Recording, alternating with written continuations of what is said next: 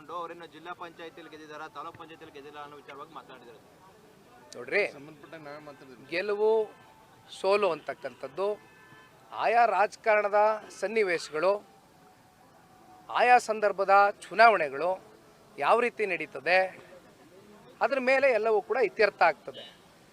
ಆಮೇಲೆ ಒಬ್ಬ ನಿಖಿಲ್ ಕುಮಾರಸ್ವಾಮಿನ ಸೋಲ್ಸೋಕ್ಕೆ 19ರಲ್ಲಿ ಯಾರ್ಯಾರು ಸಂಚು ರೂಪಿಸಿದ್ರು, ಇಡೀ ಸಚಿವ ಸಂಪುಟ ಉಪಚುನಾವಣೆಯಲ್ಲಿ ಬಂದು ಪಂಚಾಯಿತಿ ಮಟ್ಟದಲ್ಲಿ ಕ್ಯಾಂಪ್ ಮಾಡಿ ನಿಖಿಲ್ ಕುಮಾರಸ್ವಾಮಿನ ಸೋಲ್ಸೋಕ್ಕೆ ಏನೇನು ಮಾಡಿದರು, ಕೊನೆಗೆ ಇನ್ನೇನೋ ಸೋತೆ ಬಿಡ್ತೀವಿ ಅಂತ ಆತಂಕಕ್ಕೆ 4 ತಿಂಗಳು 5 ತಿಂಗಳದು ಒಂದು ಕಡೆ ಲೋಕಸಭೆಯಲ್ಲೂ ದುಡ್ಡು ಹಾಕಿದರು, ಒಂದು ಕಡೆ ಉಪಚುನಾವಣೆಯಲ್ಲೂ ನಮ್ಮದು ಉಪಚುನಾವಣೆಯಲ್ಲೂ ಪಾಪ ಹೆಣ್ಮಕ್ಳ ಖಾತೆಗಳಿಗೆ 8,000 ರೂಪಾಯಿ ಜಮಾ ಮಾಡಿದ್ರಲ್ಲ.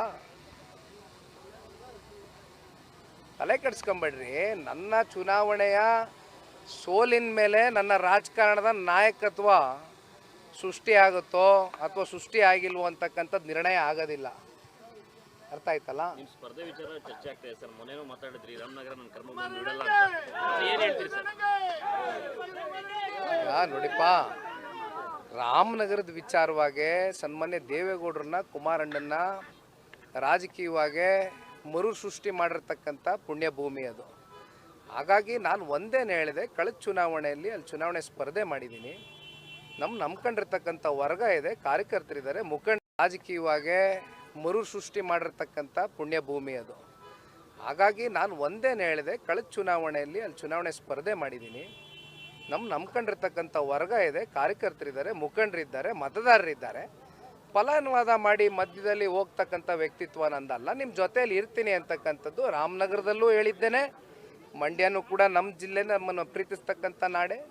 ಹಾಗಾಗಿ ನಮ್ಮ ಕಾರ್ಯಕರ್ತರುಗಳು ನಮ್ಮನ್ನೆಲ್ಲಿ ಬೆಳೆಸೋರು ಅದನ್ನು ನಾವು ಅರ್ಥಕೊಂಡು ಅವ್ರ ಜೊತೆನೇ ಹೆಜ್ಜೆ ಆಗ್ತಕ್ಕಂಥ ಕರ್ತವ್ಯನೂ ಇದೆ, ಜವಾಬ್ದಾರಿನೂ ಇದೆ, ಮುಂದುವರಿಸ್ತೀನಿ. Thank you. ಕ್ಷೇತ್ರಗಳು ನಿಮ್ಮ ಹೆಸರು ಕಳ್ಕೊಳ್ತಾ ಇದ್ದಿಲ್ಲ ಸರ್.